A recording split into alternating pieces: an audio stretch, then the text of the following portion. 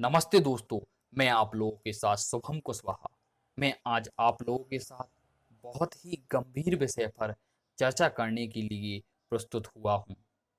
कृपया इस वीडियो को ध्यान से सुनें और समझें कि हमारा समाज, हमारा देश और ये दुनिया किस ओर भागती जा रही है, अपने विनाश की ओर क्या।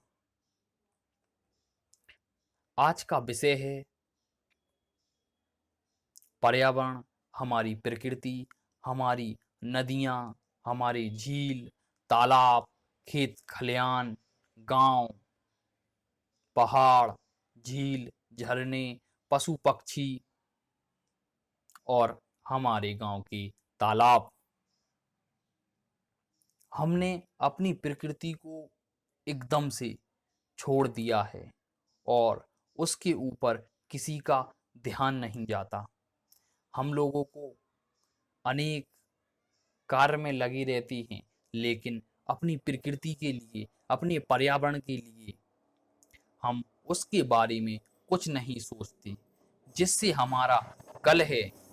पर्यावरण है तो हम हैं, पेड़ है तो कल है। कहते नहीं हैं जल ही जीवन है। ये सब चीजें आपस में एक दूसरे के साथ जुड़ी हुई हैं। यदि हम इनमें से एक चीज की भी चेन टूटती है तो पूरी प्रकृति और पूरा प्रकृति का परिवेश बिखर जाता है। यदि जल नहीं तो पेड़ पौधे कहाँ होंगे? यदि पेड़ पौधे नहीं तो वर्षा कैसे होगी? ये सब चीजें एक दूसरे से जुड़ी होती हैं। ये प्रकृति ने हमें कितना कुछ दिया है। हम छोटे से जब से पैदा होते हैं तो इस प्रकृति पर, यानी ये धरती माँ पर ही हम लोग निर्भर रहते हैं।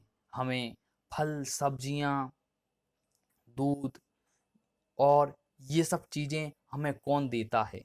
प्रकृति ही तो हमें ये सब प्रदान करती है।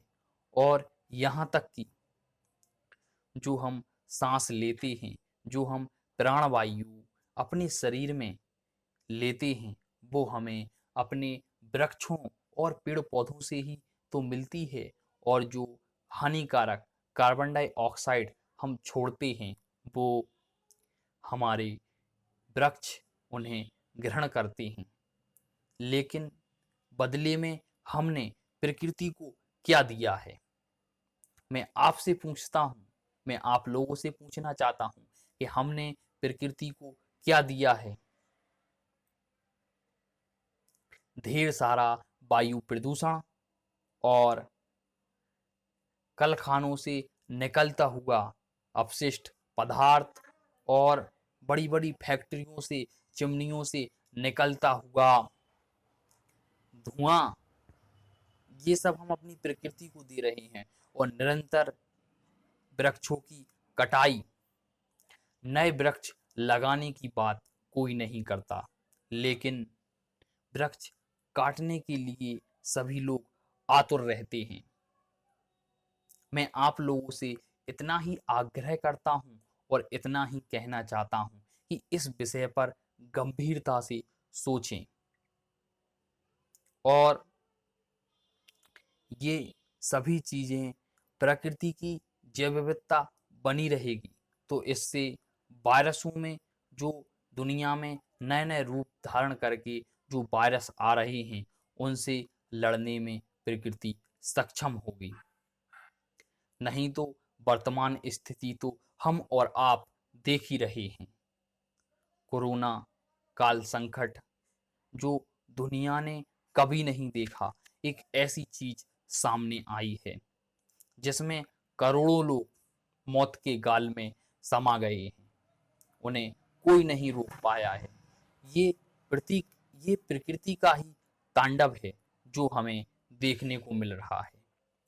हमारे जो पूर्वज थे, हमारे पूर्वजों और प्रकृति का जो बेजोड़ संगम था, वो हमें पहले से ही दिखाई देता है।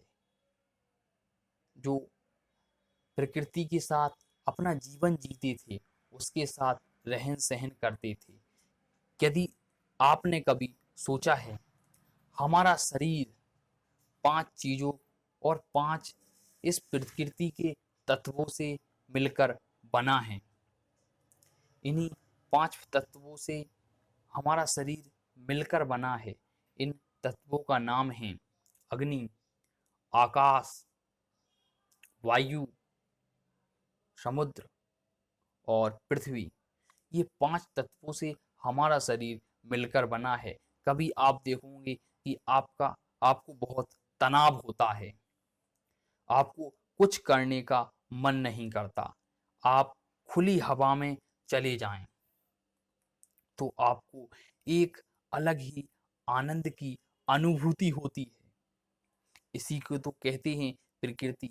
या फिर आप ठंडे पानी से अपने चेहरे को धो लें तो आपको एक दिव्य शांति प्राप्त होती है।